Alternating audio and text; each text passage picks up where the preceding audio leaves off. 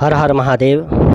आज मैं उतारा करने की बहुत ही आसान सरल विधि बताने जा रहा हूँ। सबसे पहले हमको समझना होगा कि उतारा किसको कहते हैं। उतारा मतलब कि किसी व्यक्ति विशेष पर कोई भी प्रकार की कोई बुरी आत्मा हो या कोई बुरी हवा हो या किसी भी प्रकार की कोई नज़र छलछाया का प्रभाव कि जो उसका जो दुष्प्रभाव है उसको उतारने की संबंधित प्रक्रिया को उतारा कहा जाता है। अक्सर लोग पूछते हैं कि गुरुजी उतारा क्या होता है, उसकी विधि क्या होती है। और सबसे पहले हमको समझना होगा कि कई बार आपने देखा होगा कि एक खुशहाल परिवार किसी की बुरी नज़र उस पर लग जाती है, जिसके कारण उसकी खुशियों को ग्रहण लग जाता है। यदि आपके किसी आसपास रिश्तेदार हो या कोई मित्र हो, जान पहचान में हो, कोई व्यक्ति विशेष के साथ ऐसा घट रहा हो, तो उसकी बुरी नज़र को दूर करने और खुशियों को वापस लाने के लिए उतारा एक बहुत ही अचूक समाधान है। बुरी नज़र कभी भी किसी को लग सकती है।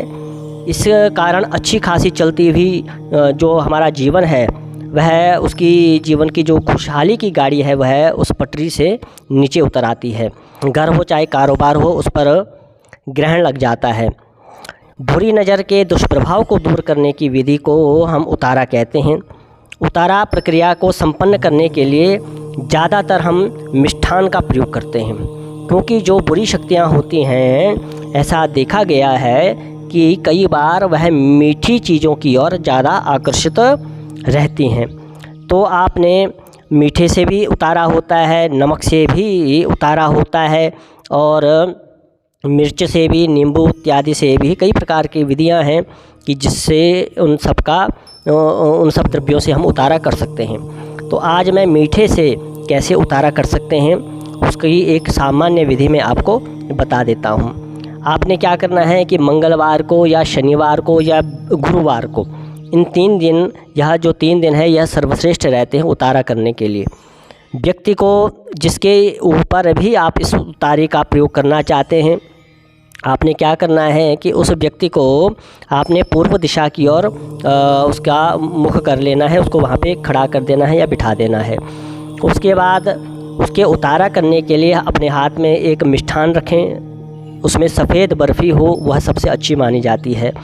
तो मिष्ठान से उतारा करने के लिए आपने सफ़ेद बर्फ़ी को हाथ पे रखना है और 7 बार या 11 बार या 21 बार आपने उसके शरीर से, सिर से इस बर्फ़ी को घुमा देना है।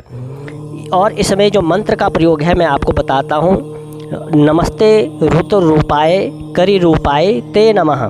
इस मंत्र का आपने जब जैसे आप घुमाते जाएंगे 7 बार, 21 बार या 11 बार, तो आपने इस मंत्र का आपने प्रयोग करना है।